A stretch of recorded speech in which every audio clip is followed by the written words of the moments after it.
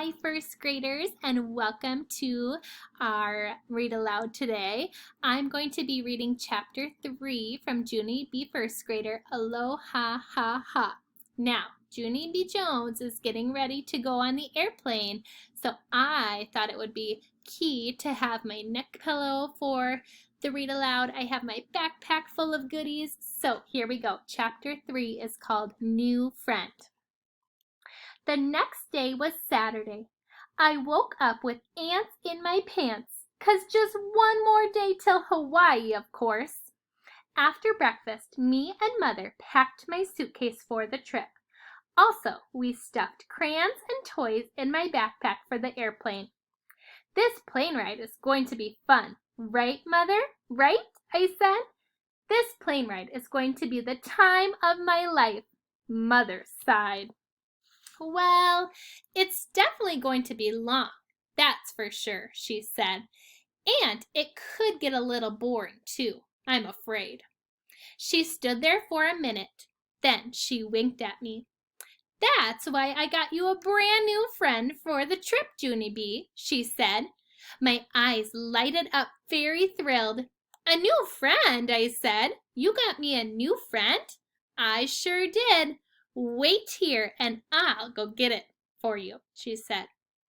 As soon as she left, I grabbed my favorite stuffed elephant named Philip Johnny Bob, and I danced him all around the room.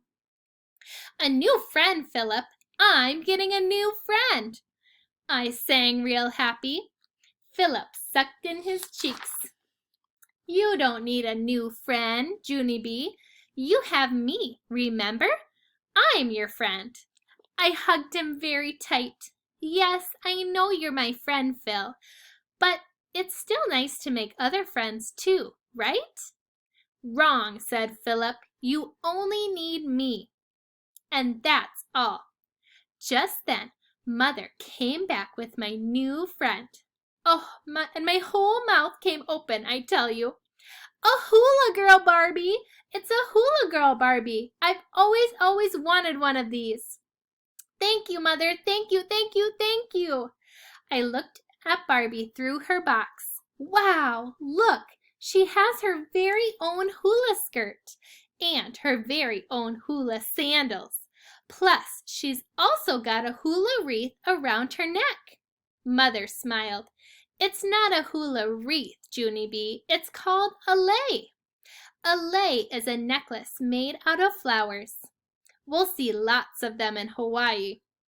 I took Hula Girl Barbie out of her box, and I danced around some more. I think I will name her Dolores, I said. Dolores has a nice ring to it. Finally, I stopped dancing, and I introduced her to Philip. Philip Johnny Bob, meet Hula Girl Barbie Dolores. Hello, said Dolores. Whatever, said Philip. After that, I put both of those guys into my backpack and I zipped them up real tight. Now, I won't even be boring on the plane. Right, Mother? Right? 'Cause first, I will color. Then I will play with Hula Girl Dolores. Also, plus, I can take some pictures of the plane with my photojournal camera. Mother gave me a hug and she went to her room to pack her own suitcase. As soon as she was gone, a scuffle broke out in my backpack. I opened it up to see the trouble. Philip said to please get him out of there right exactly now, on account of Hula Girl Dolores was poking him with her pointy hard hands. I took him out and put him on my bed. Okay, you can stay out here for one more day, Phil, I said, but tomorrow you're going to have to ride in the backpack with Dolores, or else you won't be able to fly to Hawaii with us.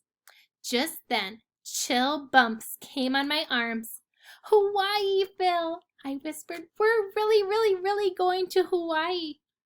After that, I jumped off my bed and I straightened out my arms and I zoomed around my room like I was flying some more. The next morning, we took baby Ollie to my Grandma and Grandpa Miller's house. 'cause that is where his vacation was going to be. I kissed him goodbye and I pretended I would miss him. "Goodbye, little Ollie. I wish you could come with us," I said, real sad. Everyone smiled at me. Nice fibs are okay to say, I think. Only I'm not exactly sure on that rule. After all of us said goodbye, me and Mother and Daddy drove to the airport. And then, what do you know? We started waiting in a million jillion lines. First, we waited in the getting out of our car in the parking lot line. Then we waited in the shuttle bus line and the give your man your suitcase line and the get your boarding passes here line. After that, there was just one more line to go. It was called the "Now we're going to look through all your stuff with X-ray vision" line. That line is exactly like the lines at Disneyland, except they are longer. Plus, there's no actual rides at the end. While I waited, I unzipped my backpack and I checked on my toys. Philip Johnny Bob made grumpy elephant eyes at me. Dolores kept poking me. "Tell her to stop poking me," he grouched. He turned back to Dolores and he did a grrr. "Stay on your own side of the backpack, and I mean it," he said. Just then, Daddy grabbed my backpack. He quick zipped it up and he shoved it into the X-ray vision machine.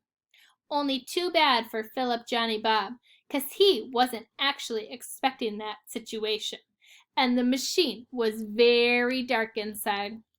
"Hey, who turned out the lights?" he shouted.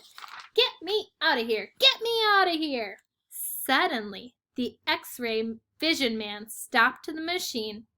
"Who said that?" he snapped. "Is someone trying to play games?" Daddy did a little smile. My daughter here said it," he told him. "Sometimes she pretends that she's, well, you know, a stuffed elephant." The X-ray vision man looked at Daddy real suspicious. Then a lady pulled us out of the line and she made us hold out our arms. And she waved a giant wand all around ourselves. I clapped, very thrilled. "Hey, this is just like America's Most Wanted," I said. The lady said that this was not a joke. I stopped clapping. The airport does not have a good sense of humor. Well, that's it for today, friends. I hope you check back in tomorrow for Chapter 4 to see what happens when Junie B gets on the airplane. Goodbye, friends.